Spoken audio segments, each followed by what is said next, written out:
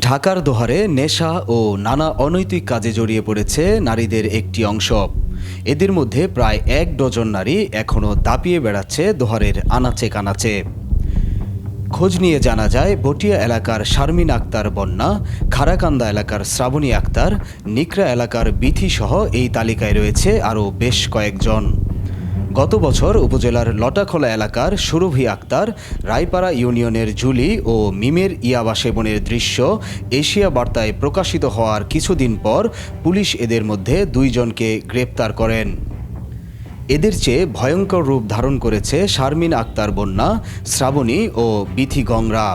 রাতে দোহারের বিভিন্ন এলাকায় এদের বিচরণ লক্ষ্য করা যায়। এছাড়া অনেক ক্ষেত্রে সম্পর্ক করে কখনো টাকার বিনিময়ে ঢাকার বাইরে গিয়েও সময় কাটায় এদের বেশ কয়েকজন।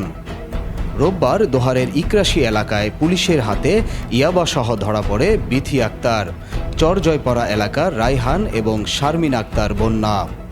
সচেতন মহল বলছেন, জামিনে বের হয়ে যেন নতুন করে অপরাধের সাম্রাজ্য গড়ে তুলতে না পারে এই বেপরোয়া নারীরা, এ বিষয়ে প্রশাসনের আরও কঠোর ব্যবস্থা নেওয়ার আহ্বান জানান তারা।